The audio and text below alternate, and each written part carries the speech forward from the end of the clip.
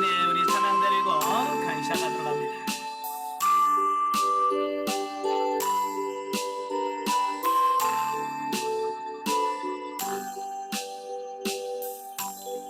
주께서 내길 예비하시네.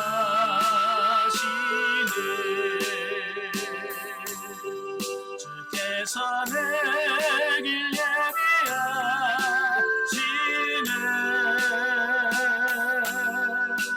이제 하루하루를 주를 위해 살리라. 주께서 내길 예비하시네. 주께서 내길 예비하시네. 주께서 내길 예비하시네.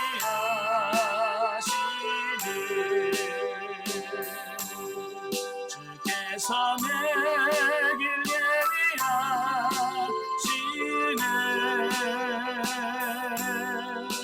이내 하루하루를 주를 위해 살리라. 주께서 내길 예비하시네.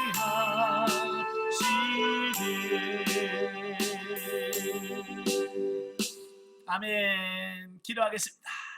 은혜로우신 아버지 감사합니다. 오늘도 귀한 시간 허락해 주시고 우리 같이 말씀을 나누며 영성 훈련할 수 있도록 은혜 주셔서 감사합니다. 오늘 에스더의 말씀을 같이 나누며 상고할 때에 성령께서 우리 지각을 열어주시고 에스더를 통해서 주시는 하나님의 말씀을 깨달아 우리도 그렇게 사라져지는 은혜가 있도록 도와주시옵소서. 시동을 주님께 맡겨오며 예수님의 이름으로 감사하며 기도합나이다. 아멘. 예, 이 시간에 우리 에스더서를 보도록 합니다. 교재 125페이지. 125페이지를 보시면 에스더서 본문이 1장이 나오게 되어지는데요. 자, 1장의 내용은 아하수에로 왕의 연회 및 왕후 와스디의 폐위에 대한 말씀을 하고 있어요. 자, 그중에 1절부터 8절이 아하수에로 왕의 잔치에 대한 말씀이에요. 자, 오늘 본서의 내용은 1차 포로 귀환이 BC 537년에 이루어지죠. 예. 그리고 2차 포로 귀환이 458년에 이루어집니다. 그러니까 아직 2차 포로 귀환이 일어나기 전에 오늘 이 본문 사건이 역사적으로 일어났다라고 하는 거죠. 예. 그러니까 바사의 수상국에서 발생한 역사적 기록이라고 하는 겁니다. 자, 그 중에서 본장의 그 주인공인 에스더가 바사 제국의 왕으로 간택되는 배경을 소개하고 있습니다. 당시 바사 제국의 왕이 누구였냐면 아하수에로예요. 이 아하수에로는 바로 다리오 왕의 아들입니다. 네, 다리오 왕의 아들인데요. 그때는 어찌 보면 이 바사 제국의 최고의 전성기를 누리는 어떤 그런 시대라고 이렇게 볼 수 있는데요.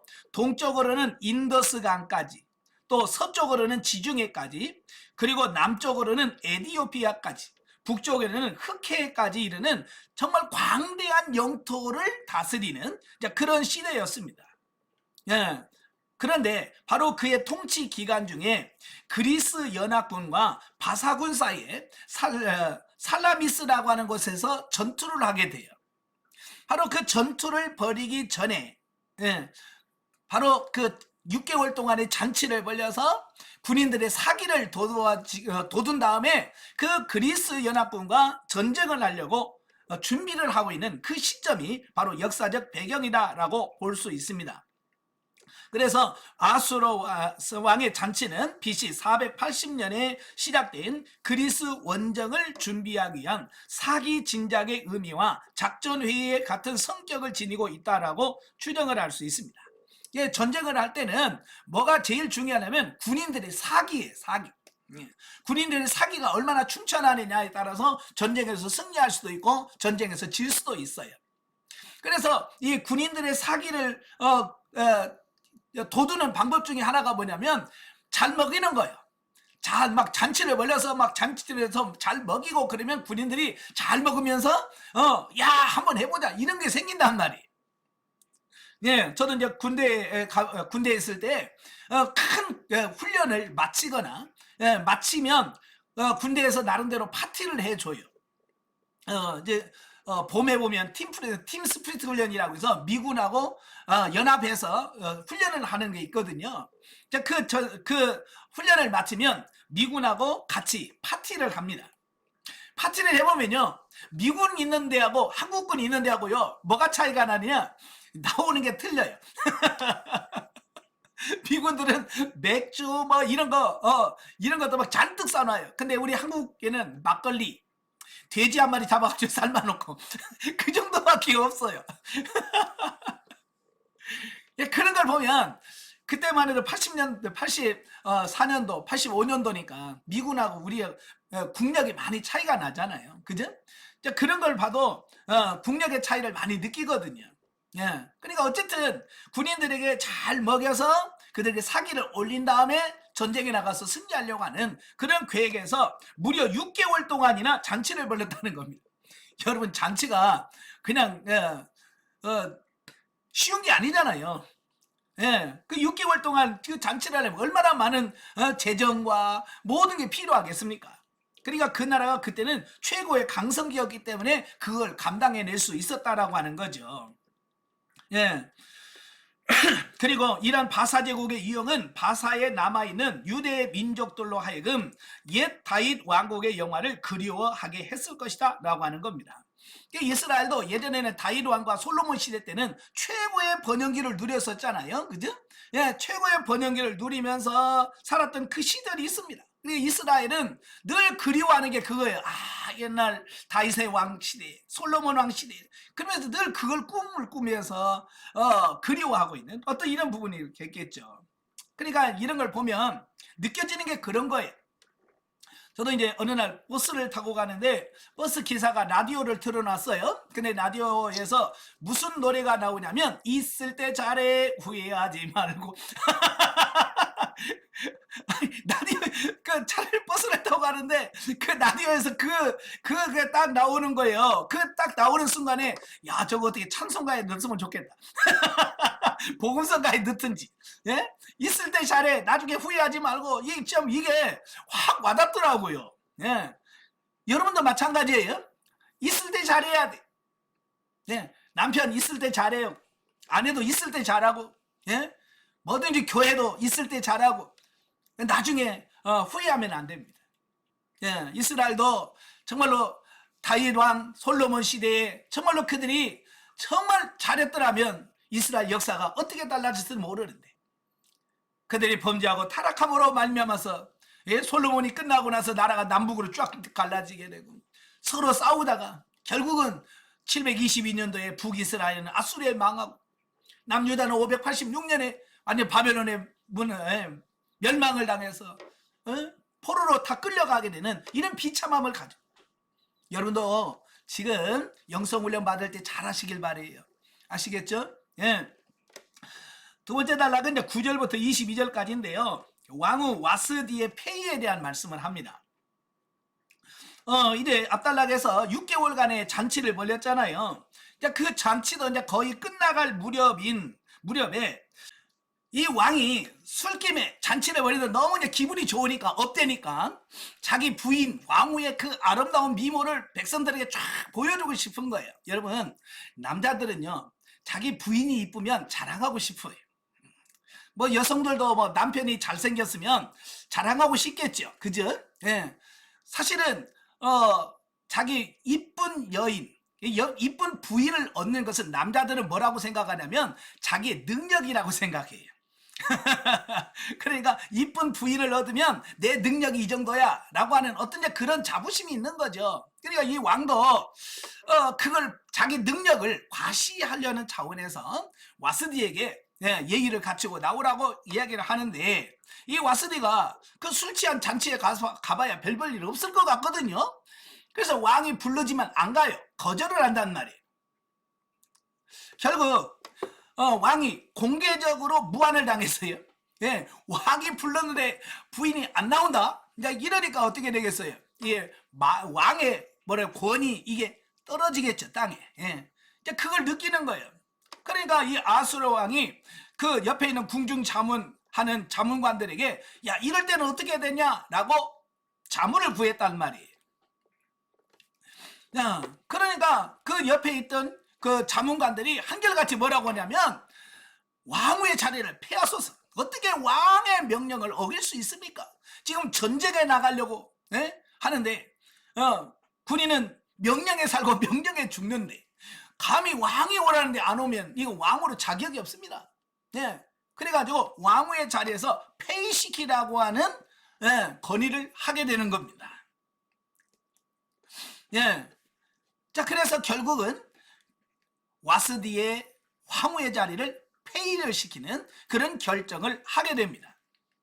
자, 그런데 언뜻 보기에 바사제국의 왕중에서 발생한 이런 일련의 사건은 잘못된 쾌락의 탐닉과 이로 인한 그릇된 요청, 그리고 간교한 조언으로 수용하는 우매함 등이 연속된 엉뚱하기 짝이 없는 해프닝에 불과하다. 자, 그러나 결과적으로는 이 사건이 유대인 처녀인 에스더가 왕으로 간택될 수 있는 계기가 됐다는 겁니다. 만약에 이런 사건이 없었다면 에스더가 왕후의 자리에 오른다는 것은 꿈도 못 꿀 일이죠. 그죠?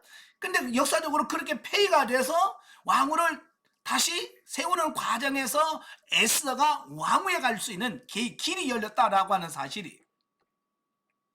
자, 이는 궁극적으로 하나님께서 역사의 배후에서 유대 민족들을 구원하시기 위하여 섭리하고 계셨다. 이것을 우리에게 보여주고 있다라고 하는 것입니다. 자, 우리도 그래요. 우리가 세상을 살다 보면 그 육신의 눈으로 보여지는 이런 사건들이 있잖아요. 여러 눈으로 보여지는 사건들.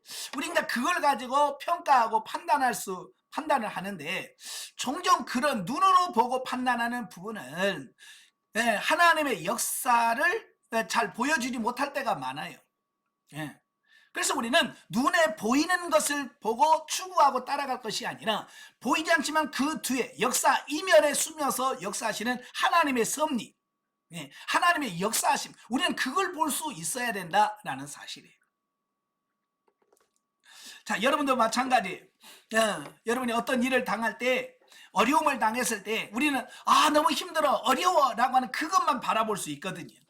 그러나 하나님은 그 어렵고 힘든 과정 뒤에 나를 어떻게 만드시고 어떻게 훈련해서 어떤 사람으로 만드시려고 하시는 하나님의 계획하심이 따로 있다는 거예요. 그게 바로 믿음 있는 사람은 그걸 볼 수 있다는 거예요. 아멘. 그걸 볼 수 있는 여러분이 되시길 바랍니다. 2장으로 넘어가죠. 자, 2장은 바사국의 왕후가 된 에스더와 모르드게의 공로에 대한 말씀을 해요.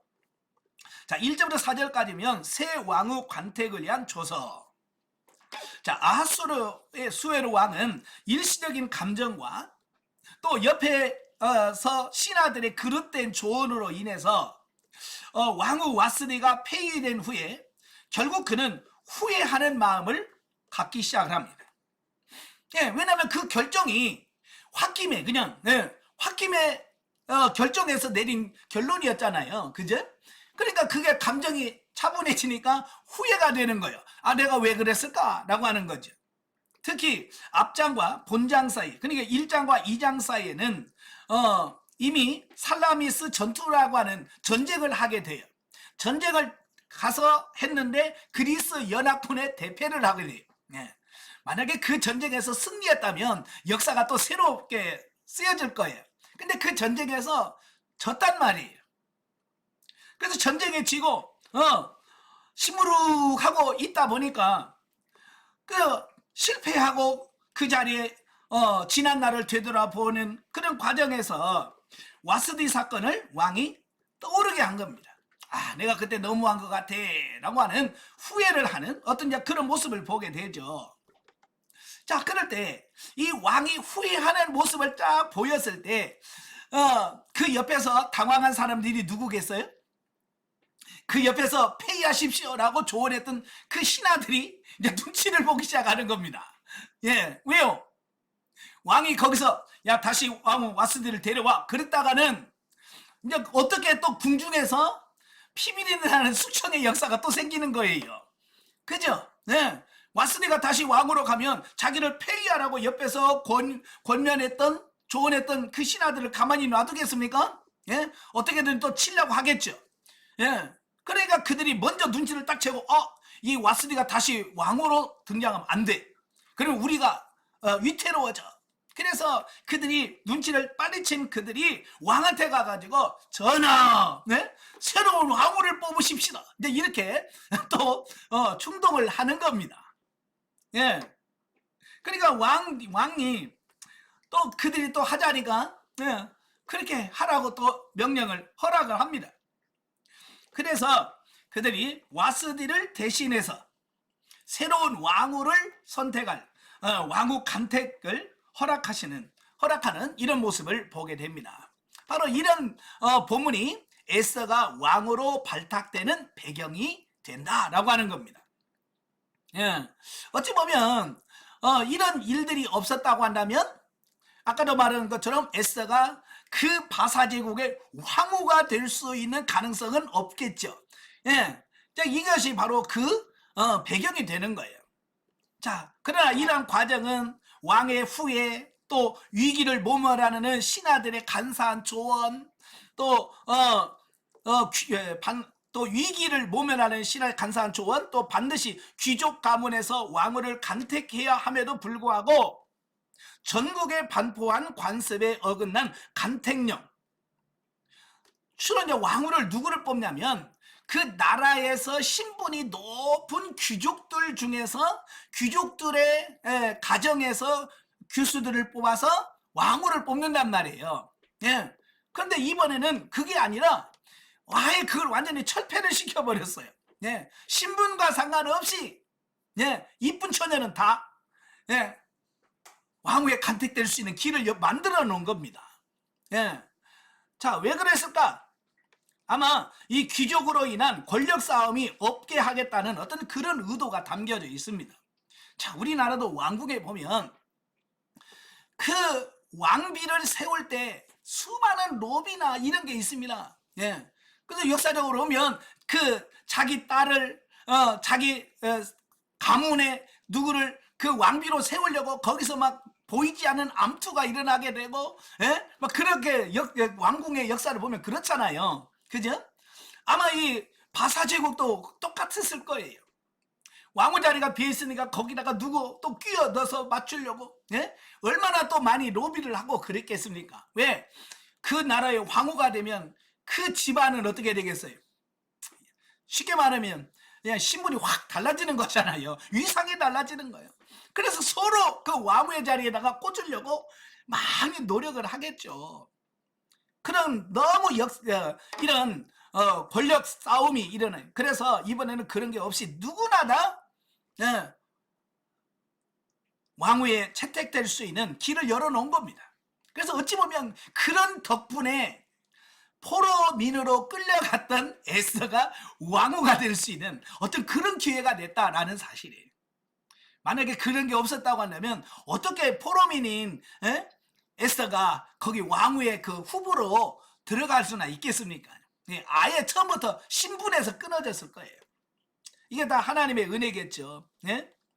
하나님은 이러한 인간의 사악함과 약점들까지도 사용하셔서 에스더를 역사의 전면에 나오게 하심으로써 하나님은 그의 구속의 역사를 당신의 선하신 뜻대로 이끄심을 보여준다라고 하는 겁니다. 그러니까 우리는 이게 그냥 궁중 암투로 볼 것이 아니라 하나님께서 역사하심으로 그렇게 모든 상황이 그렇게 흘러갔다라고 보는 거죠. 5절부터 18절까지면 왕으로 간택된 에스더. 새 왕후를 간택하기 위한 아하수에로 왕의 명령에 따라서 바사 제국의 각도에 선발된 아리따운 처녀들이 수산국에 모여들게 됩니다. 자, 그런데 포로 생활을 하고 있던 유대인 처녀 에스더도 그 중에 포함되었는데 본문 5절과 7절에 보면 그 언급된 족보에 의하면 그녀는 BC 597년 이때는 2차 포로로 바벨론으로 끌려가는 그 시점입니다. 그 시점에 바벨론 군대의 2차 예루살렘 침공 때에 끌려간 베냐민 지파 기스의 후손이다 라고 이렇게 보면 되겠죠. 예. 그래서 다른 처녀들과 함께 왕국에 들어간 에스더는 약 1년간의 준비 과정을 거쳐서 아하수에로 왕의 앞에 서게 되어집니다. 예. 그러니까 이 왕후가 되는 절차가 얼마나 까다로웠는지를 볼 수 있죠. 그래서 1년 동안 준비해가지고 1년 만에 왕 앞에 가는 겁니다. 예. 참 이걸 보면서 무슨 생각을 하냐면 예수님이 만왕의 왕이시란 말이에요. 예. 예수님은 만왕의 왕이셔. 우리는 그의 신부가 돼. 자, 그래서 만왕의 왕 되신 그 예수 그리스도에게 걸맞는 신부. 오늘 지금 여러분들, 저와 여러분들은 뭐 하고 있느냐? 그 예수님의 왕후 자리를 놓고 전부 다 이제 준비하는, 신부로서 준비하는 삶이라고 보시면 되겠어요. 아시겠죠?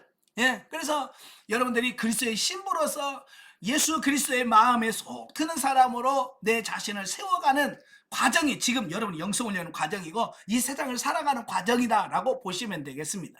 예. 그래서 열심히 준비하십시오. 아시겠죠? 예. 그 결과 새로운 왕으로 간택되는 영예를 누리게 됩니다. 자, 유대인 포로의 신분이고 또 고아나 다름없었던 에스더가 바사 제국의 왕후로 간택된 것은 장차 이스라엘 백성들을 재난에서 구원하시기 위한 하나님의 섭리였으며 마치 노예로 팔려간 요셉을 애굽의 총리로 세우셔서 야곱 일가를 기근으로부터 보호하신 것과 비슷한 사건이었다라고 하는 겁니다. 그러니까 이 모든 것은 하나님께서 미리 역사 진행하는 걸 아셔가지고 미리 대비하시고 미리 준비하시고 미리 역사하셨다라고 하는 것을 알 수 있는 겁니다.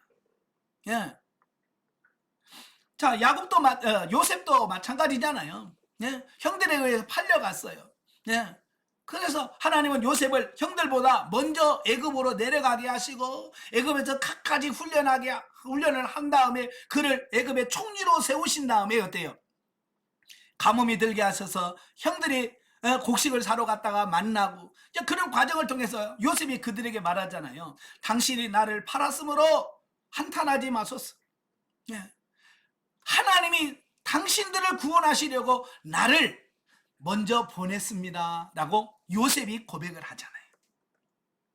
자, 이걸 보면 하나님의 역사를 깨닫는 사람이 바로 요셉이에요. 여러분도 마찬가지.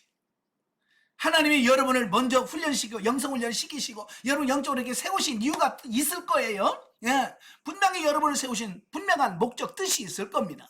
그걸 분명하게 인식을 하시고 여러분들이 잘 성장하시면 나중에 하나님이 여러분을 들어 쓰실 거예요.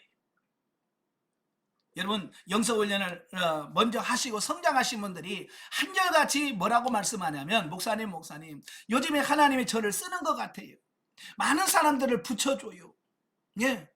사람들을 붙여줘서 그들에게 상담을 하고 영적으로 대화를 하고 그래서 같이 기도해서 그들을 세워가는 길을 하나님께서 각 교회에서 열어주시더라는 거예요. 바로 그걸 위해서 하나님은 여러분을 지금 훈련하시고 연단하고 있는 거예요. 그러니까 이 훈련을 잘 받으십시오. 그러면 하나님께서 언젠가는 여러분을 통해서 여러분의 교회 영적인 사역을 할 수 있는 길을 열어놓으실 겁니다. 아시겠죠? 예. 자, 한편 에스더가 에스라서와 느헤미야서에서 보여지는 바와 같이 이방인과의 결혼에 대한 거부감을 나타내지 않으면 다니엘이나 그의 세 친구가 거부하였던 이방 규례에 따른 식사를 한 것은 율법의 규정에 위반되는 것이었다. 이는 당시 이방 땅 디아스포라에서 살던 유대인들의 전반적인 생활 상태가 퇴조했음을 볼 수 있다라고 하는 겁니다. 그러니까 다니엘도 그 바벨론에 처음에 갔을 때 그 왕의 진미를 바라보면서 고민을 했잖아요. 그 율법적으로 보면 이 우상의 제물을 먹을 수 없다라고 하는 거. 이제 그래서 그가 내시에게 그의 담당관에게 이야기하잖아요. 우리는 채소를 먹게 해달라. 예? 물과 채소만 먹겠다라고 하면서 자기 신앙을 지켰잖아요. 근데 에스더서에는 그런 부분이 안 나와요. 예, 왕후가 되면 어떻게 하겠어요? 예, 그 바사 제국의 그 양식에 따라서 나오는 음식을 먹겠죠. 예. 근데 여기서는 그런 부분이 전혀 다른 그 다니엘서라든지 이런 부분에서 나온 부분은 안 나와요. 자, 그러나 하나님은 이와 같은 율법의 요구에 충실치 못하였던 자조차도 당신의 구원 섭리를 이끌어 나가시는 도구로 사용했다. 즉 하나님께서는 에스더의 당시 부족한 신앙 상태에도 이용하셔서 미처 인간이 상상치도 못한 결과를 이끌어내신다라는 사실입니다. 그러니까 본래 성경은 뭐예요? 이방인과 결혼하지 말라고 그랬잖아요. 그죠? 율법에 의하면 에스더는 왕하고 결혼하면 돼요, 안 돼요? 이방인과 결혼하지 말라고 그랬으니까 에스더는 율법에 따르면 왕하고 결혼하면 안 되는 거예요. 예. 그렇지만 어때요? 에스더는 왕후가 됐잖아요. 예. 이걸 뭘 말하냐면 우리가 성경 역사를 보면서 너무 윤리도덕적, 예, 윤리적으로 도덕적으로 따지고 들려하는 이런 부분을 보게 됩니다. 예, 교회에서도 자꾸 윤리도덕을 자꾸 강조하고 따지는 분들이 계셔요. 물론 우리가 윤리도덕적으로 많이 따져야 되겠지만 때로는 하나님께서는 그 윤리도덕을 뛰어넘어서 하나님이 역사하실 때가 있다는 거예요. 예, 그러니까 다니엘처럼 그 고기를 거부하고 채소와 물만 먹는 그 다니엘대로 하나님은 쓰셨어. 예. 그러나 에스더처럼 전혀 그런 걸 하지 않은 평범한 에스더도 또 하나님께서는 그를 들어 쓰셨다는 겁니다. 이건 하나님의 뜻을 위해서 하나님이 쓰신 거예요. 그럼 우리는 왜 이 에스더 같은 사람을 썼습니까? 라고 우리가 따질 이유는 없다라는 거예요. 왜? 하나님이 쓰셨으니까. 그러니까 우리가 너무 윤리도덕적으로 이런 것을 평가하고 판단하는 실수를 안 했으면 좋겠다라고 하는 거예요. 자, 19절부터 23절에 보면 반역사건을 적발한 모르드게. 자, 보면은 에스더를 친딸처럼 양육하던 모르드게가 그 왕국 문지기로서 자신의 직무를 수행하는 중에 아수에로 왕을 암살하려는 음모를 적발하여 그 사실을 에스더를 통해서 왕에게 보고하는 사건을 소개하고 있습니다. 이 왕궁이라고 하는 것은요, 항상 어때요? 모반, 예, 왕을 죽이고 자기들이 새로운 왕을 세우거나 아니면 자기가 왕이 되려는 음모가 끊임없이 일어나는 곳이 어디냐? 왕궁이에요. 그러니까 이 왕국에서는 항상 왕들이 신경 쓰는 게 뭐냐면 쿠데타가 반역이 일어났을 때 어떻게 그걸 막을 수 있을까라고 하는 거예요. 그래서 궁궐이나 이런 데 보면 비밀의 방이 있잖아요. 네? 비밀 통로들이 있습니다. 그래서 유사시에 왕이 피해서 살 수 있는 비밀 통로들이 있고 이제 그렇거든요. 왜? 비일비재 왕을 죽이고 지가 왕이 되려는 이런 음모들이 너무너무 많이 있기 때문에 이제 그런 거거든요. 그러니까 이 아수르 왕도 아수르 왕을 암살하려고 하는 음모를 하고 있는데 그걸 모르드게가 발견한 거예요. 그래서 자기가 신고해도 되지만 모르드게 입장에서는 뭐요? 왕으로 들어간 에스더가 더 왕으로부터 신임을 받고 왕으로부터 인정을 받고 왕으로부터 사랑을 받았으면 좋겠어. 그래서 모르드게는 자기가 신고하면 되는데 자기 이름으로 신고하지 않고 에스더에게 알린 거야. 이건 뭐냐면 에스더가 더 사랑을 받고 인정받기를 원하는 그 마음에 자기를 희생하는 거예요. 예. 그런데 또 재미있는 것은 에스더는 자기가 발견한 걸로 얘기하지 않고 모르드게 이름으로 또 그걸 한 거예요. 이걸 보면 모르드게는 에스더를 생각하고 에스더는 모르드게를 생각하는 이 서로 자기를 생각해 서로 상대방을 세우려고 하는 어떤 이런 부분들이 이게 아름다운 그런 모습이 나와 있어요. 이게 얼마나 보기 좋은 모습입니까? 그죠? 요즘에는 서로 자기 공을 자기가 차지하려고 하고, 예? 이런 시대인데, 예? 서로 자기의 공을 다른 사람에게 넘기려고 하는 그 아름다운 모습을 볼 수 있게 되어지죠. 예. 그래서 이 사건은 6장 이후에 모르드게가 유대 백성들을 구원하는데 결정적인 배경이 됩니다. 즉 반역 사건을 미연에 방지하는 큰 공을 세우게 된 모르드게는 궁중일기에 그 이름이 기록되기에 이르렀지만 나중에 이 일은 유대인을 몰살하려는 하만의 흉계를 분쇄시킬 수 있는 계기로 작용을 하게 되어진다라는 겁니다. 그러니까 하나님께서 미래를 위해서 이때의 일을 잠깐 숨겨놓으시는 어떤 이런 모습을 보게 돼요. 자, 한편 모르드게는 이 공로를 절대 왕정 제하에서 결코 작게 평가할 수는 없는 것이다. 이게 뭐냐면 왕을 죽이려는 음모를 막았다는 것은 굉장한 일이에요. 예.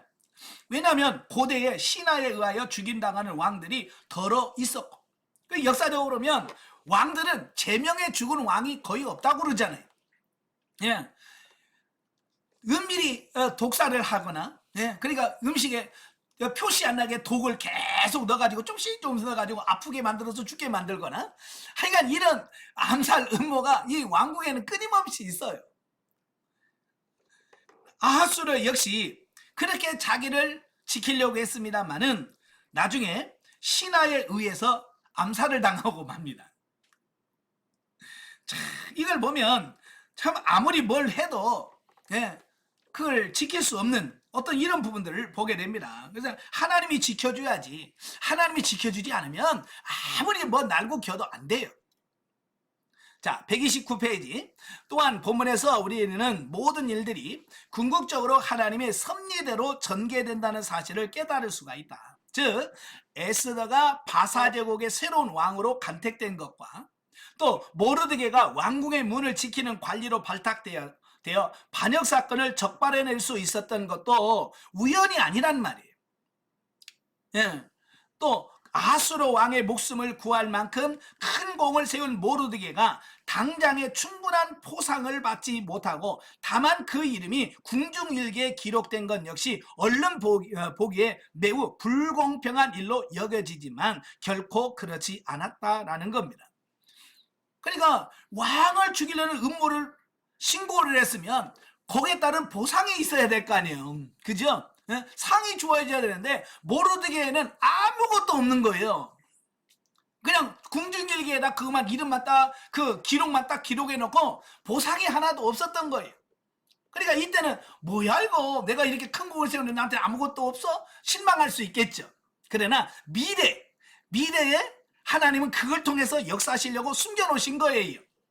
그러니까 여러분도 마찬가지예요. 지금 여러분이 뭔가 큰 일을 했는데 아무것도 누가 알아주지 않고 칭찬하지 않는다면, 예? 우리 실망할 수 있죠. 그죠? 내가 이렇게 열심히 했는데, 내가 이렇게 했는데 라고, 예? 아무도 안 알아주고 인정 안 하면 여러분 좀 실망할 수 있겠지만 실망할 필요 없어요.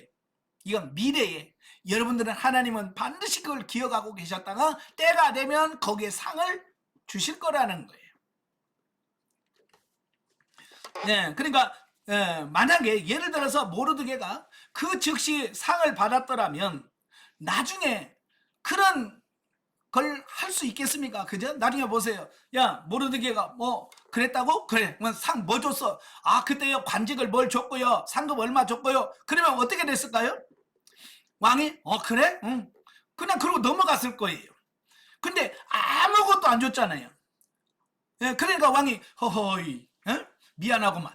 그러면서 어떻게 이걸 보상해 줄까? 그걸 고민하다가 하만이 왔습니다. 그리고 들어봐. 예, 어떻게 할까? 그러니까 하만이 또 자기는 또 자기인 줄 알고, 그죠?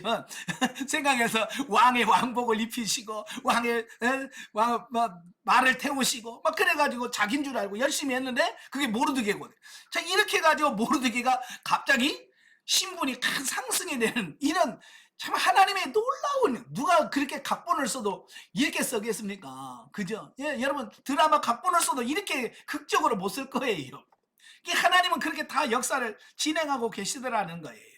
그러니까 여러분 당장 눈앞에 뭐 없다고 실망하거나 낙심하지 말라 그 말이에요. 여러분 저는 창세기에 보면 창세기 40장에 보면 요셉이 그 술 맡은 관원장의 꿈과 떡 맡은 관원장의 꿈을 해석을 해주잖아요. 그러면서 그 술 맡은 관원장에게 꿈을 해몽해 주면서 뭐라고 그래요? 나 여기 들어올 사람, 들어올 죄를 짓지 않았다. 예? 그러니까 당신이 나가거든 왕에게 말해서 나를 여기서 좀 나갈 수 있도록 해달라고 요청을 해요. 자, 그런데 술 맡은 관원장이 나가서 어떻게 했어요? 잊어버렸어. 거기서는 내가 나가면 내가 꼭 내가 해서 내가 풀려줄게, 나갈 수 있게 해줄게 라고 했겠죠. 근데 이 까마득이 잊어버리는 거예요. 그 까마득이 잊어버리면 요셉의 입장에서는 서운하겠죠. 대답을 해놓고 왜 소식이 없어 섭섭할 수 있겠지만 결국 다윗이 안 나갔기 때문에 그가 나중에 왕 앞에 갈 수 있는 어떤 그런 길이 열린 거예요. 만약에 그가 어떻게 운이 좋아가지고 나왔다고 칩시다. 그러면 요셉이 나와서 뭐 하겠습니까? 예, 신분이 종이죠. 예, 가진 것도 없지요. 그럼 뭐 하겠습니까? 예? 길거리에서 뭐 겨우 뭐 해봐야 뭐 포장마차 나겠죠. 예? 그런데 하나님은 그렇게 쓰기를 원치 않으셨단 말이에요. 그래서 감옥에 계속 가다 놔서 나중에 술 맡은 말이니 그때요 딱 생각하니까 금방 데려와라 그러잖아요. 예? 그러니까 그때 안 됐다고 그때 당시는 섭섭할 수 있었지만 더 큰 하나님의 역사가 있다는 거예요. 그러니까 여러분 지금 당장 뭐 안 된다고 실망하거나 낙심할 필요 없다는 얘기를 하려고 하는 거예요. 자, 영적이에 보죠. 자, 아수르 왕이 통치하였던 페르시아 제국은 세상 나라를 상징합니다. 유대 백성들이 포로민의 신분으로 페르시아 제국 전역에 흩어져 살게 되었던 바와 같이 우리들은 아시아 대륙의 일부분인 대한민국이라는 세상 나라에 살고 있다. 그런데 유대 민족들은 표면적으로는 페르시아 제국이 제정한 법과 규칙을 따르지만 내면적으로는 면면이 계승되어 온 율법에 의한 지배를 받는 삶을 살았다라고 하는 겁니다. 그러니까 페르시아 제국의 법도 있지만 그 정말 내면에서는 대대로 내려왔던 율법을 말씀을 배우고 그 말씀이 그의 삶의 밑바탕이 되었다. 이제 그 얘기예요. 자, 우리도 마찬가지예요. 우리도 세상 나라라고 하는 세상 나라에 살고 있잖아요. 그죠? 세상 나라에 살고 있지만 우리는 살아가는 법, 세상 법도 지키지만 우리가 정말 중요한 것은 뭐예요? 하나님의 말씀, 성경 말씀이 우리의 삶의 그 기초가 돼서 말씀을 통해서 살아가고 있는 영적 비유다 그 말입니다. 오늘날 이것을 비유로 보면 우리가 그리스도의 대속의 은총으로 인하여 영적으로는 하나님 나라의 시민권을 가진 사람들이면서도 육신적으로는 대한민국 국민의 한 사람으로서 두 영역의 법과 지배를 받으면서 살아가고 있는 것을 말씀하고 있다. 그래서 저희는 어때요? 하나님 나라의 백성이라고 하는 법과 대한민국이라고 하는 국민의 법을 두 가지를 지켜야 되는 거예요. 그러므로 참된 그리스도의 삶은 현세 천국 안에서 영 중심의 온전한 삶을 살아가는 동시에 세상이 요구하는 의무와 권리를 다 해야 되는 거다라는 겁니다. 그래서 육신적인 생각에 치우쳐서 신앙생활은 겉모습에만 남아있다거나 또 편견과 착각에 빠져서 영적인 생활을 오해한 나머지 현실의 삶을 무시하고 산속으로 들어가 버리는 등의 행위는 결코 정상적인 그리스도인의 삶이라고 할 수 없다라는 겁니다. 그래서 우리는 세상을 등져도 안 되고 또 세상에 너무 또 몰두해가지고 하나님을 또 모른 채 살아가면 또 안 되는 거예요. 그래서 우리는 세상 나라의 대한민국 국민으로서의 그런 법을 지켜서 국민으로서 의무와 책임을 다하고 또 하나님 나라의 백성이라고 하는 의무와 책임을 다하는 이런 삶을 살아야 된다 그 말입니다. 자, 3장으로 가지요. 3장은 유대 민족 말살 흉계에 대한 말씀인데요. 자, 1절부터 6절까지 보면 유대인들을 멸절시키기로 작정한 하만. 자, 보면은 유대 백성들과 조상 대대로 적대 관계에 놓여 있던 아말렉 족속인 하만이 바사 제국의 총리로 발탁되는 내용을 소개하고 있습니다.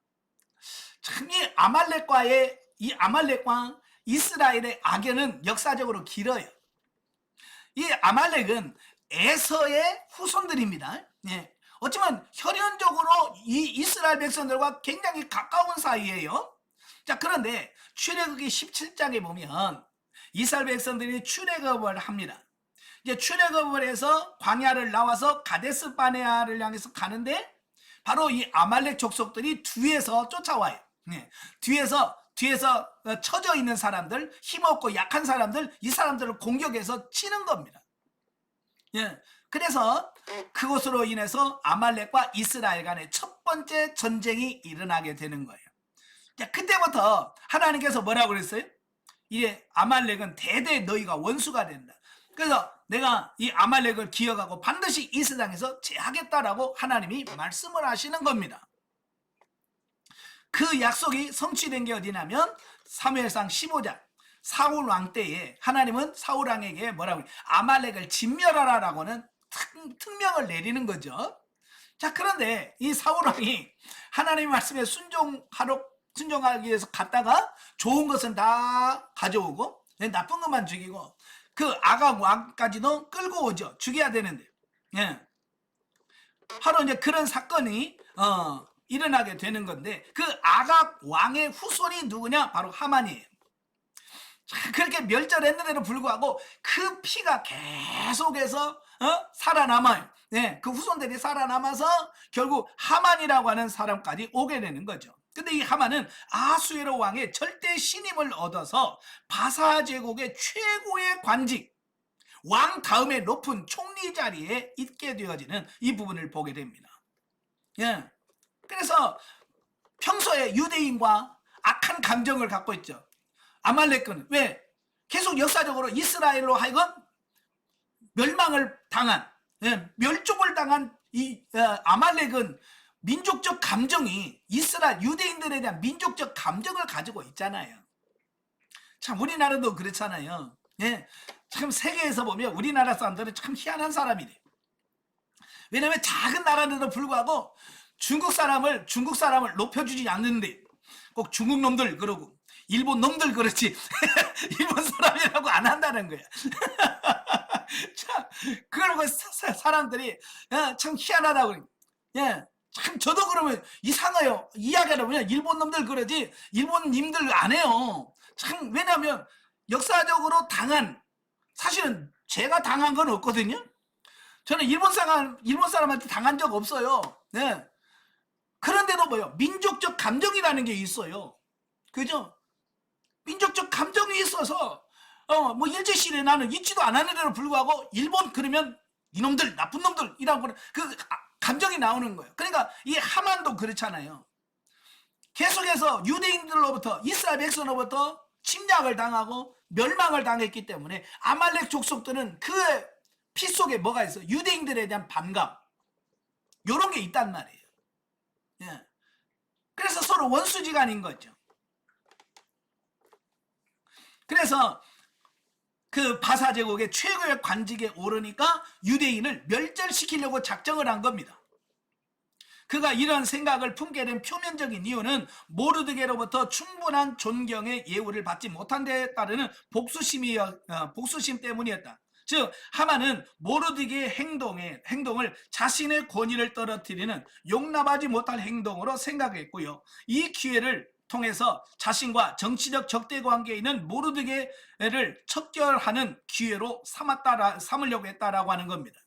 하지만 좀 더 근본적인 이유는 유대 민족과 아말렉 족속 사이에 존재하는 민족 감정 때문이었으며 결국 이와 같은 사실은 영적으로 하나님의 백성과 사단의 세력 사이에 끊임없이 전개되는 영적 투쟁이 얼마나 치열한지를 보여주고 있다라고 하는 겁니다. 그러니까 어찌 보면 아말렉 족속과 유대인 사이에 어떤 전쟁처럼 보여요. 예, 그렇지만 그 안에 들어가면 하나님의 백성과 사단의 지배를 받고 있는 하만과의 영적 싸움, 영적 투쟁의 사건이라고 이렇게 우리가 볼 수 있다라고 하는 겁니다. 자, 한편 모르드게가 아수르 왕의 명령을 어기고 하만에게 꿇어 절하지 않는 것은 왕후 에스더의 사촌 오빠라는 자만심이나 반역 사건을 적발해낸 자신의 공로가 충분히 인정받지 못한 데에 대한 불만감에서 연유된 행동은 아니었다는 겁니다. 그러니까 모르드게가 하만에게 다 절해라 그런데 안 해요. 예. 그 안 하는 이유가 뭐냐면 자기가 유대인인 거예요. 하나님의 백성인 거예요. 근데 특별히 원수인 그 적대국인 적대적인 그 원수에게 절할 수가 없다는 거예요. 바로 이제 이런 거예요. 인간에게 신적 경배를 바칠 수가 없었다는 겁니다. 특히 조상 대대로 원수지간이었던 아말렉 족속의 후손에게는 더더욱 그러했다는 겁니다. 이처럼 성도들은 창조주 하나님 이외에 그 어떤 존재도 경배의 대상으로 삼아서는 안 된다라는 겁니다. 그죠? 사람은 존경의 대상은 될 수 있지만 경배의 대상은 될 수가 없는 거예요. 자, 7절부터 15절까지 보면 위기에 처한 유대인들. 이미 앞에서 언급한 것 같이 유대인들을 멸절시키기로 작정한 하만은 이제 구체적으로 계획을 세우게 됩니다. 그래서 수에로 왕의 허락까지 얻어냅니다. 물론 그는 왕의 허락을 얻어내기 위하여 유대인들이 바사의 법률을 위반하는 반역자들이라고 모함을 했고요. 또 자신의 제안을 받아들인다면 은 1만 달란트를 왕에게 바치겠다라고 하는 비열하게 짝이 없는 수법을 사용하게 되어집니다. 사실 아수르 왕은요, 왕국에만 있기 때문에 세상 물정을 잘 몰라요. 네, 왕은 그 신하들이 알려준 거나 갖고 판단하지 사실은 모른단 말이에요. 그러니까 그 하만이 그렇게 꾸며서 이야기를 해도 왕은 그게 뭐가 얼마나 중요한지 이해 못합니다. 그래? 그래? 그럼 네 맘대로 알아. 근데 이렇게 되어지는 거거든요. 그래서 아수르 왕 12년 12월 13일을 기일하여 바사 제국 각도에 거주하는 모든 유대인들을 일제히 살해하려는 조서가 1월 13일에 선포되어진다는 겁니다. 예. 그래서 물론 이제 제비를 뽑지요. 예. 제비를 뽑아서 기일을 잡았습니다. 예.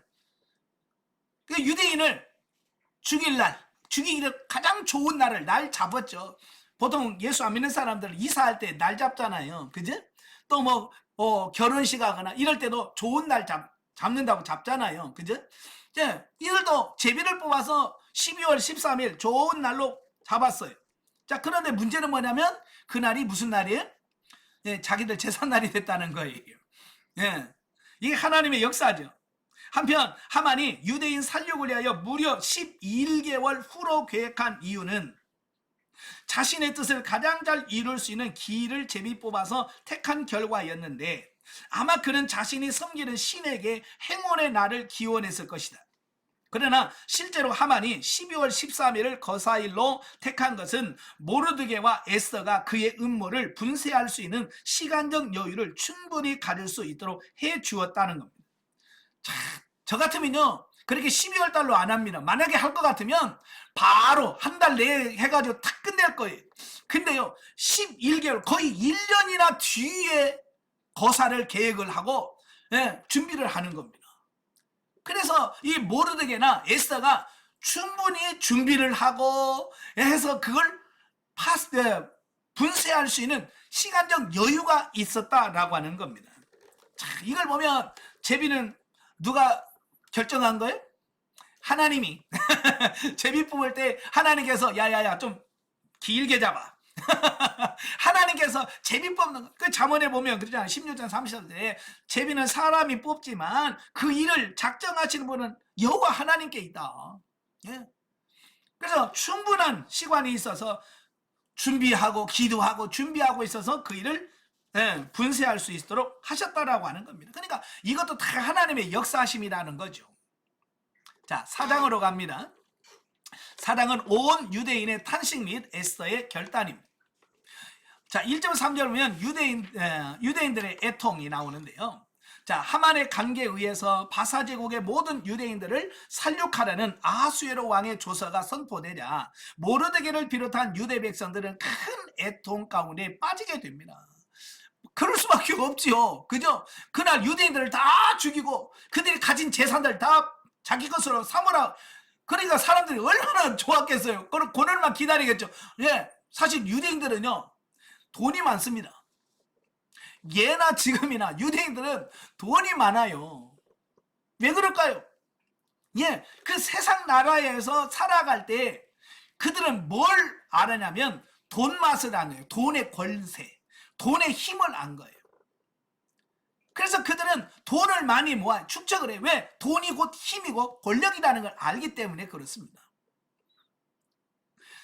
자, 그래서 많은 사람들이 그날 12월 13일만 기다리는 거예요. 왜? 유대인들 저 죽이고 그 재산 다 자기가 뺏어 올 수 있다고 생각한 거예요. 그러니 유대인들 입장에서는 난리 난 거죠. 예? 그래서 보면은 그러한 상황 가운데서 모르드게와 모든 백성들이 어떤 모습으로 하나님께 부르짖는지를 소개하고 있는데요. 모든 백성들이 굵은 베옷을 입었습니다. 예, 굵은 베옷을 입어요. 그 다음에 금식을 합니다. 그러면서 재를 뒤집어 쓰면서 대성통곡하면서 기도하는 이런 모습들을 보게 되어집니다. 자, 지금 바벨론의 이 바사 제국에 있는 유대인들은 영적으로 보면 정말 식을 대로 식어 신앙도 저 바닥에 있는 상태예요. 이런 충격적인 사건이 아니면 누가 그들을 이렇게 금식하고 굵은 베옷을 입고 죄를 뒤집어 쓰고 기도할 수 있게 만들겠습니까? 어떤 상황에서? 여러분이 하나님께서 왜 이런 말도 안 되는 그런 상황으로 하나님께서 몰아가시느냐? 충격을 줘야 그들이 그렇게 엎드려서 기도할 수 있게 만든다. 자, 여러분도 마찬가지. 여러분 조그마한 감기 걸려가지고 여러분 기도해요, 안 해요? 기침 조금 하고 콜록콜 나간 데서 감기 낫겠어 내가 오늘부터 일주일 금식해야 되기 그런 사람 있어요, 없어요? 안 해요. 네. 그런 감기 갖고는 그렇게 뭐 제 가운데 굵은 배운 있고 안 합니다. 네? 그러나 이제 뭐 암이 말깁니다. 뭐 암 3기입니다라고 해서 이제 살 날이 뭐 몇 개월 안 남았습니다라고 하면 어떻게 되겠어요? 그때는 금식하지 말라고도 금식합니다. 기도하지 말라고도 기도해요. 그 상황이 급박하잖아요. 그죠? 바로 그런 거예요. 하나님께서는 원하는 게 뭐예요? 바로 이스라엘 백성들이 그렇게 하나님 벽 엎드려서 기도하면서 영적으로 깨어나기를 원하셨다 그 말이에요. 그러니까 그들에게 충격을 확 줘야 돼. 예. 그러니까 그들이 그 충격을 받고 깜짝 놀란 거예요. 그래서 그들은 금식하면서 굵은 베옷을 입고 회개하면서 기도하게 되어졌다라는 겁니다. 마치 이 본문을 읽다 보면 요나서에 그 요나선지자가 니느웨 성에 가서 하나님이 40일 후에 이 성을 무너뜨린다. 그러니까 왕을 이슈해서 모든 국민들이 굵은 베옷을 입고 금식하면서 기도했잖아요. 그 모습과 연상이 되는 거예요. 예. 기도해야 삽니다. 예. 기도해야 살아. 자, 여기서 우리가 위기를 만났을 때 온 교회가 한 마음과 한 뜻으로 뭉쳐서 회개 운동을 전개하고 하나님께 부르짖으면 반드시 문제 해결과 구원의 길을 찾을 수 있다는 영적 교훈을 발견하게 된다라고 하는 겁니다. 그래서 성경 역사, 기독교 역사를 쭉 보면 항상 고난 중에 회개 운동을 통해서 회복되어지는 이런 결과들이 많이 있습니다. 여러분도 고난 중에 있을 때 이렇게 회개하시길 바랍니다. 자, 4절부터 17절까지 보면 에스더의 결단이 나오게 되어지는데요. 자, 모르드게 애통하는 모습이 왕후 웨스터에게 전해지자 그녀는 매우 근심하면서 그 이유를 파악하려고 시도를 합니다. 그리하여 결국 유대 백성들을 멸절하려는 하만의 관계를 알게 됩니다. 또한 아수르 왕 앞에 나아가서 동족을 위하여 탄원하라는 모르드게의 요청을 받게 됩니다. 하지만 문제가 있어요. 그게 뭐냐면 바사 제국의 법이 뭐냐면 왕이 부르기 전에는 왕 앞에 갈 수가 없다라고 하는, 이건 쥐 고화를 막론하고 왕이 부르지 않았는데 왕 앞에 간다라고 하는 말은 사형에 처할 수 있는, 그러니까 왕이 불러야만 왕 앞에 갈 수 있는 거예요. 아무리 왕후도 자기 마음대로 못 갑니다. 만약에 여러분이 남편 만나러 가는데 허락 받고 갑니까?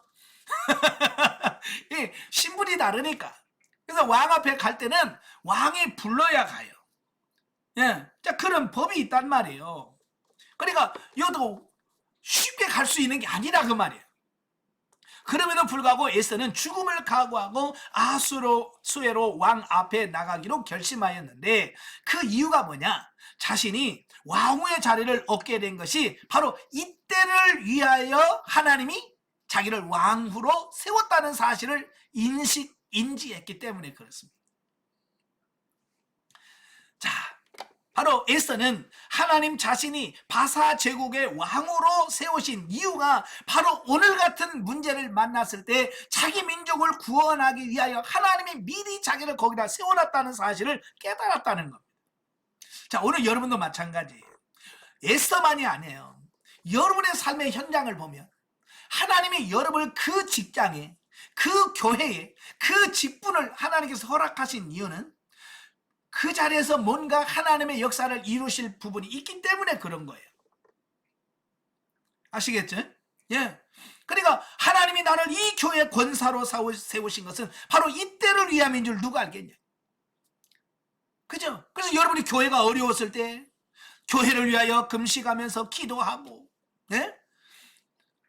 이런 어떤 그런 부분이 나와야 되는 거예요. 에서만 그런 게 아니고 여러분도 하나님이 여러분을 그 자리에 있게 하신 이유, 그걸 분명하게 여러분이 인식하고 깨달아야 됩니다.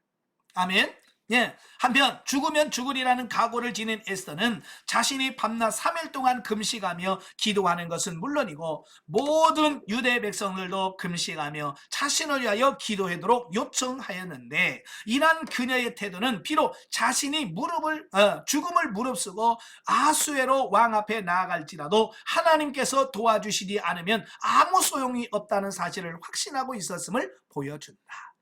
예, 이게 중요한 거예요.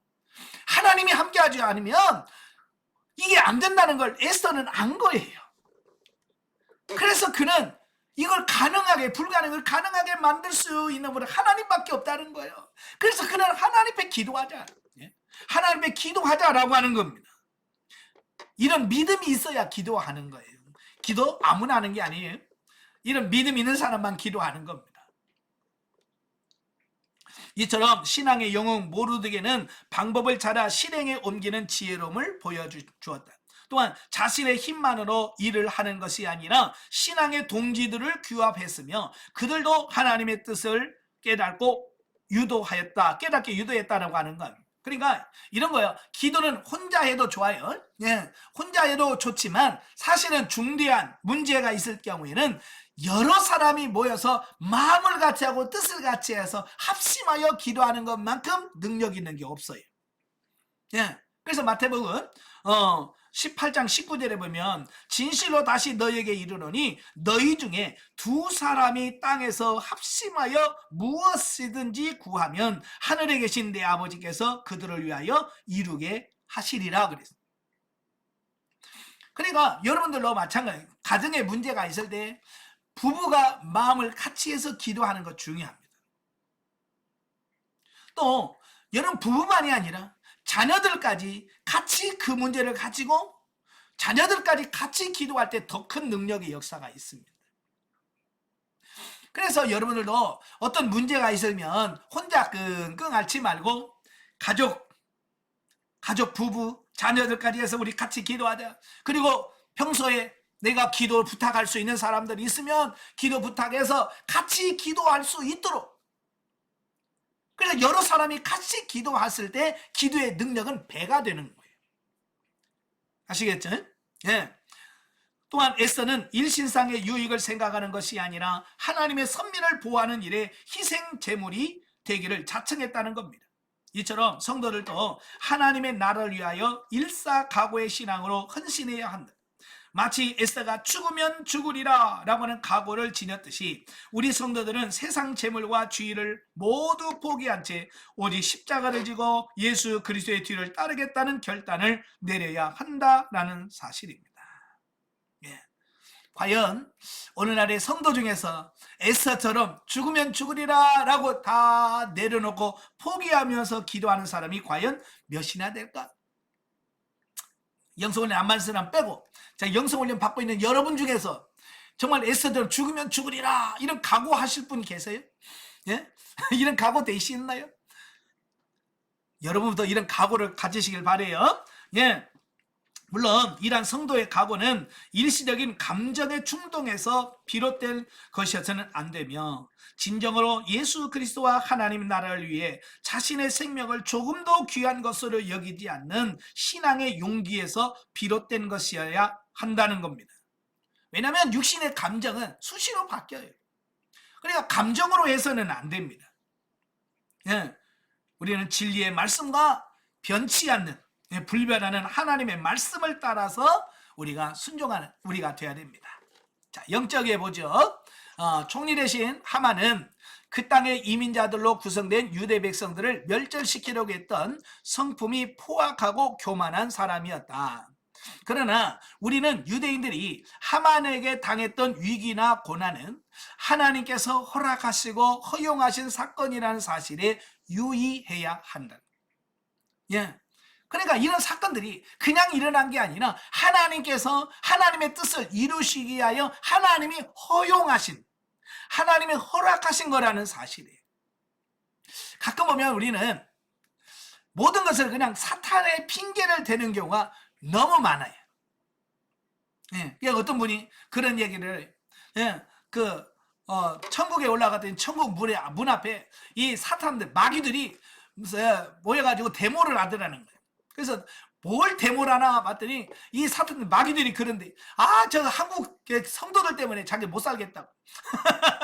그래서 아니 뭔 소린가 봤더니 이 한국 사람들은요, 한국 교인들은 뭐든지 지가 잘못해놓고 다 마귀 탓한다는 거예요. 자기가 잘못해놓고 저 원수 마귀가 그래가지고 이 더러운 마귀가 그랬다고 모든 걸 마귀 탓한다는 거야. 그러니까 이 더러워서 마귀짓도 못하겠다고 데모한다는 거야. 우리는 너무 마귀 탓을 많이 해요. 예? 뭐 죄를 지어놓고 이게 다 마귀가 그랬습니다. 예? 뭐 해놓고 다 마귀 탓한단 말이에요. 여러분, 이래 역사의 주인은 하나님이시래요. 하나님이 하셔. 하나님이. 아시겠죠? 예, 저도 예전에 참 몸이 아팠을 때 제가 인상을 팍팍 쓰고 기도하고 있는데 주님께서 저한테 말씀하시는 거예요. 너 왜 이렇게 인상 쓰고 있냐? 아파서 그래요. 그러니까 하나님이, 성령이 저한테 말씀하는 게, 야, 너에게 질병을 주시니가 누구냐? 그러시는 거예요. 그래서 제가 마귀죠. 이런 원수 마귀놈들이 나에게 이런 질병을 줬죠. 그러니까 아니라는 거야. 출애굽기 4장 3절을 읽어보라는 겁니다. 그래서 성경을 펴서 읽어보니까 말 못하신 이를 누가 만들었느냐, 걷지 못하게 만드신지 누가 만들었느냐, 나 여호와가 아니냐 그러시는 거야. 하나님이 줬다는 거야. 하나님이. 저는 깜짝 놀랐습니다. 그 전까지만 해도 모든 질병과 모든 고통은 이 마귀가 주는 거라고 생각했어요. 그러니까 계속 나는 이 더러운 귀신아, 이 마귀들아 맨날 싸움만 하는 거야. 그러니까 재미가 없는 거죠. 근데 하나님이 주셨다는, 하나님이 그 사실을 딱 깨닫는 순간에 하나님이 주셨군요. 그럼 감사해야죠. 제가 그랬어요. 이 아픔도 이 하나님이 주셨다면 나는 감사해야죠. 난 그 전까지만 아프게만 하면 막 이 더러운 귀신아, 더러운 귀신아, 이 막 그도 막 영적 싸움한다고 막 마귀들하고 막 계속 싸움하니까 이 기도가 재미가 없는 거예요. 근데 그게 아니라 하나님이 주셨다고 하니까 그래요, 감사합니다. 이 아픔도 감사합니다. 이 질병도 감사합니다. 왜? 하나님이 나에게 주셨다면 내가 감사해야죠 라고 확 바뀌어버리니까 전혀 달라진 삶을 살더라는 거예요. 여러분도 마찬가지. 어떤 고난이 오면 우리가 이 마귀가 줬다고 생각하지 마시고요, 이건 하나님이 나에게 허락하신 부분이다. 그럼 이걸 어떻게 풀어갈 것인가? 하나님, 이걸 어떻게 풀어갈까요? 라고 기도하면서 이걸 풀어가는 작업을 해가셔야 돼요. 그게 욥에서 나오는, 욥기서에서. 사단은 욥을 시험할 때 하나님의 허용하신 범위 내에서 하나님 여기까지만 해라 그러면 거기까지만 하는 거예요. 처음에는 뭐라고 그랬어요? 그 몸 건들지 말고 다 해. 그 다음에 뭡니까? 생명은 건들지 말고 해. 하나님이 딱 범위를 정해주면 사단은 사단이 하나님이 정해놓은 범위 안에서만 공격할 수 있는 거예요. 그걸 보면서 하나님이 주시는 거구나. 여러분도 고난 누가 줘요? 하나님이 주신 거예요. 그렇다면 하나님께서 이 고난을 왜 주셨을까? 그걸 알아가고 깨달아가는 게 중요한 거예요. 그래서 이 환난이나 문제는 우연이라는 게 없습니다. 하나님께서 바로의 왕의 마음을 강팍하게 하셨어요. 오늘 하만의 마음도 강팍하게 하셔서 누가? 하나님이. 하나님의 뜻을 이루기 위해서. 여러분의 파트너 누가 여러분 강하게 만드십니까? 하나님 여러분을 훈련시키시려고 하나님께서 여러분의 파트너의 마음을 강팍하게 만드신 거예요. 이걸 정확하게 인식하시길 바랍니다. 자, 135페이지에 보시면 5장이 나옵니다. 자, 5장은 에스더의 첫 연애 배설 및 계속되는 하만의 흉계에 대한 말씀입니다. 자, 1절에서 4절까지 보면 왕 앞에 나간 에스더. 자, 압달락에서 죽음의 죽음을 무릅쓰고 아수르의 왕 앞에 나아가서 동족을 위하여 탄원하기로 결심한 에스더는 금식 기도를 하던 중에 담대하게 왕 앞에 나갑니다. 이러한 모험적인 행동을 통해서 우리는 에스더가 담대한 신앙의 소유자임을 알 수 있게 됩니다. 이게 무슨 말이냐면 다른 사람들은요 기도만 해요. 하나님 주시옵소서 그리고 기도만 하고 막상 내가 가서 해야 될 걸 안 해. 예를 들어서 이런 거예요. 하나님 전도할 수 있게 해주세요. 전도의 능력을 주세요. 라고 기도하면서 막상 전도하러 안 나가. 그러면 전도가 돼야 안 돼? 안 되잖아요. 내가 기도했으면 그걸 나가야 돼. 에스더도 죽으면 죽으리라 하나님 갈 수 있게 해주세요 라고 했으면 나가야죠. 네, 에스더는 믿음이 있기 때문에 나갑니다. 오늘 많은 사람은 기도만 해. 기도만 하고 아무것도 안 움직여. 그 역사할 수가 없는 거죠. 기도했으면 움직여야죠. 에스더처럼 죽으면 죽으리라 그래서 왕 앞에 가야죠. 그러니까 이 에스더는 정말 담대한 신앙, 살아있는 신앙을 소유했다라고 우리가 알 수 있는 거죠. 또한 에스더는 원하는 것이 무엇이든지 이루어 주겠다고 하는 그 아수에로 왕의 말을 따라 하만이 세운 흉계의 폭로와 처형을 건의할 수 있음에도 자기가 베푸는 잔치에 왕과 하만이 참석해 주도록 요청만 하는 지혜로움을 보였다라는 겁니다. 이게 에스더의 지혜예요. 지금 에스더는 뭐 때문에 갔어요? 자기 민족을 구원하는 겁니다. 자기 민족을 죽음의 자리에서 건져내는 게 일이야. 여러분 아까도 말했지만 왕이 부르지 않았는데 나간다. 죽는 거예요. 보세요. 에스더가 왕이 부르지 않았는데 왕한테 갑니다. 왕이 깜짝 놀랐겠죠. 이건 이건 죽을 수도 있는데 이렇게 나온다고? 그럼 뭔가가 큰 문제가 있어요. 죽음보다 자기가 죽는 것보다 더 중요한 문제가 있으니까 왔겠잖아요. 예? 그러니까 왕이 그걸 묻는 거예요. 분명히 너 여기 오면 죽는다는 거 아는데 네가 나왔단 말이야. 예? 왕후가 오면 죽는다는 거 알면서도 나와서 이거 얼마나 중요한 문제가 있기에 죽음의 자리까지 나왔는가. 그게 궁금한 거야. 그래서 자꾸 왕을 소원이 뭐냐? 도대체 네가 죽는 걸 알면서도 나온 이유가 뭐냐? 그걸 알고 싶다는 거예요. 근데요, 이 에스더가 섣불리 그걸 말을 안 해요. 아주 숨깁니다. 그리고 뭐라 그래요? 예, 내일 잔치를 벌릴 건데 왕하고 하만이 그 잔치에 오십시오. 여러분 잔치 초청하려고 자기 목숨 내고 가는 사람 있어요, 없어요? 없어요. 예. 그러면 왜 그렇게 에스더가 신중하게 행동을 했을까라고 하는 거예요. 여러분 하만이 누구예요? 하만은 지금 아수르 왕의 절대적 신임을 얻고 있는 최고의 권력자예요. 그러니까 왕 다음의 권력자거든요. 그러니까 페르시아 제국의 2인자예요. 2인자. 자, 여기서 만약에 에스더가 섣불리 저놈이 죽이려고 합니다. 뭐 이렇게 되면 왕이 누구를 죽이겠어요? 여러분 자기가 신임하는 하만을 죽이겠습니까? 왕후를 죽이겠습니까? 요거요 쉽게 판단할 수 있는 문제가 아니에요.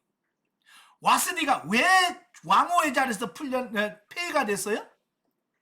예, 나오라고 하는데 안 나왔다는 거예요. 잔치상에 나와라, 잔치자리에 나와라. 근데 안 왔다고 하는 이유 때문에 왕후의 자리에서 폐위를 했어요. 근데 그때 당시 여자의 인권은 굉장히 땅이거든요. 예.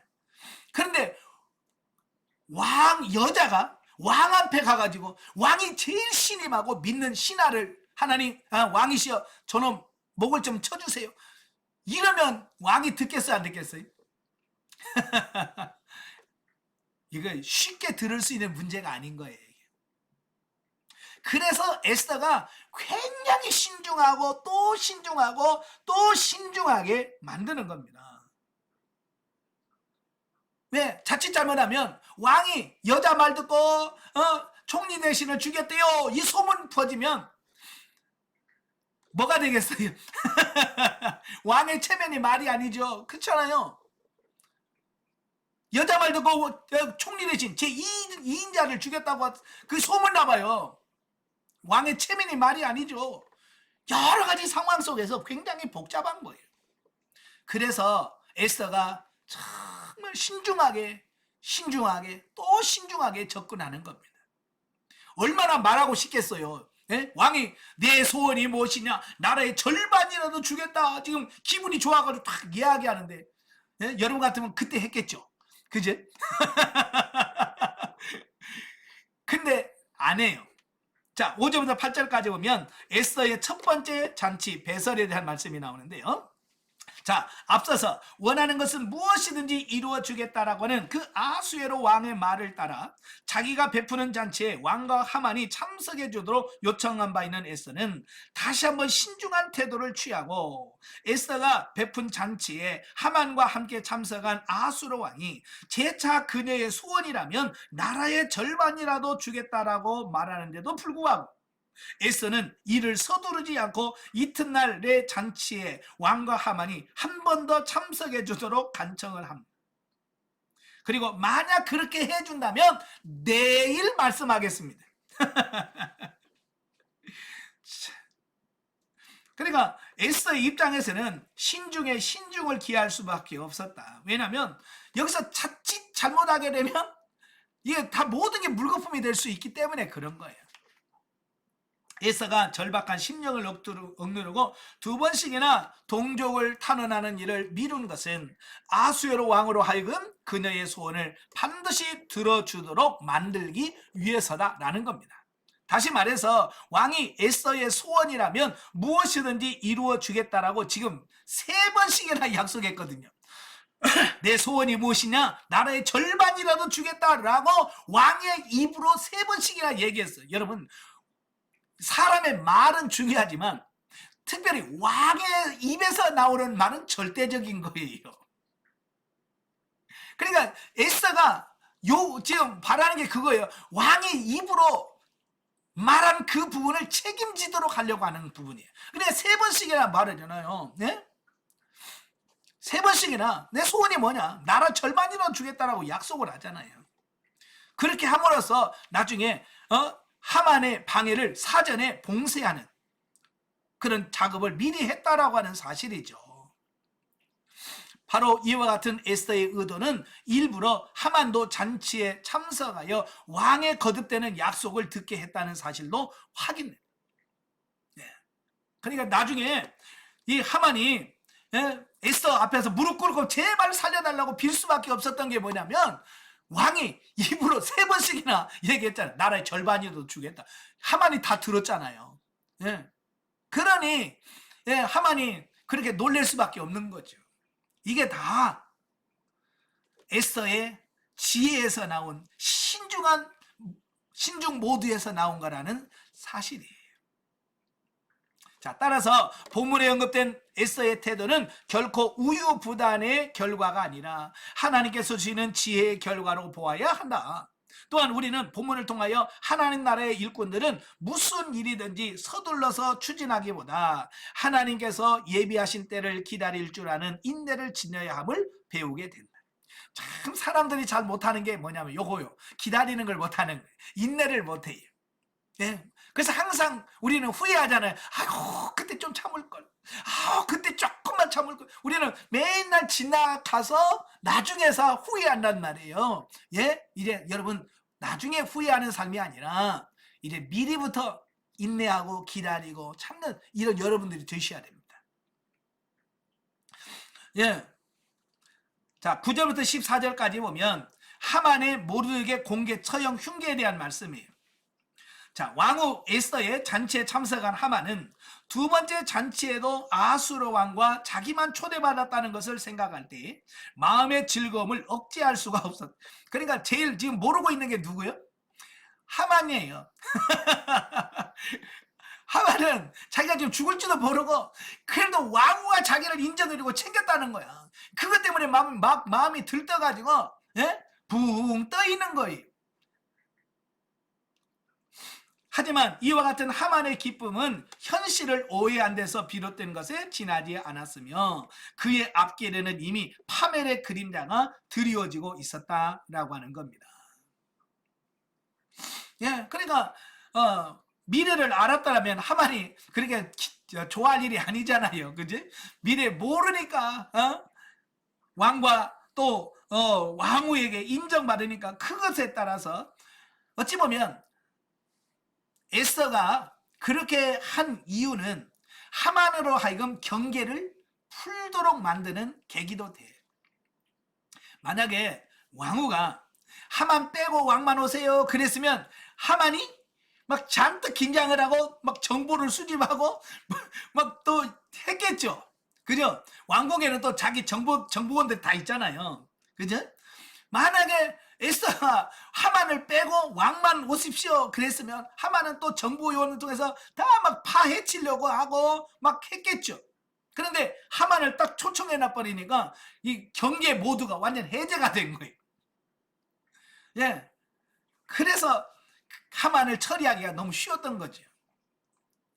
자, 착각 속에서 매우 즐거워하며 집으로 돌아오던 하만은 여전히 모르드게가 엎드려 절하지 않는 모습을 보고 크게 분노하면서 12월 13일로 예정된 유대인 학살에 앞서 미리 모르드게를 처형하기 위하여 나무 기둥을 세우게 이르렀다라고 하는 겁니다. 즉 모르드게의 공개 처형을 통해서 모든 이에게 자신에게 존경을 보일 것을 강요하려고 했다라는 것입니다. 하지만 이러한 그의 인간적 계획과 교만은 하나님 보시기에 어리석은 것으로서 자기가 판 함정에 스스로 빠지게 되는 결과를 초래하고 말았다. 그래서 성경은 뭐예요? 교만은 패망의 선봉이나 그랬어. 그러므로 우리는 본문을 통해서 잠시 눈앞에 보이다가 사라지고 마는 이 세상의 것들로 인하여 지나치게 기뻐하거나 슬퍼하지 말고 하나님께서 우리를 위하여 독생자 예수 그리스도를 아끼지 아니하시고 십자가에 내어 주셨으며 천국의 시민권을 우리에게 허락하셨다는 사실로 인하여 크게 기뻐하며 즐거워하는 자들이 되어야 한다는 교훈을 주게 된다. 그러니까 이 세상에서 뭐가 잘 되고 안 되고 때문에 즐거워하지 말고 여러분 자신이 하나님의 자녀로 여러분의 믿음이 영적으로 성장하고 자라고 있다는 사실에 대해서 감사하고 그것 때문에 기뻐할 수 있는 여러분 되시기를 바랍니다. 아멘. 기도하겠습니다. 은혜로우신 아버지, 오늘 에스더를 통해서 정말 모든 환경을 하나님께서 역사하시고 이끌어 가시고 주관하고 계심을 믿습니다.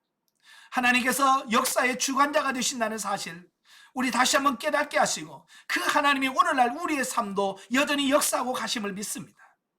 그 하나님께 모든 것을 맡기고 하나님께 기도하면서 이런 어떤 어려움이 와도 넉넉히 이겨갈 수 있는 우리 모두가 되어줄 수 있도록 도와주시옵소서. 예수님의 이름으로 감사하며 기도합나이다. 아멘. 하나님께 드립니다.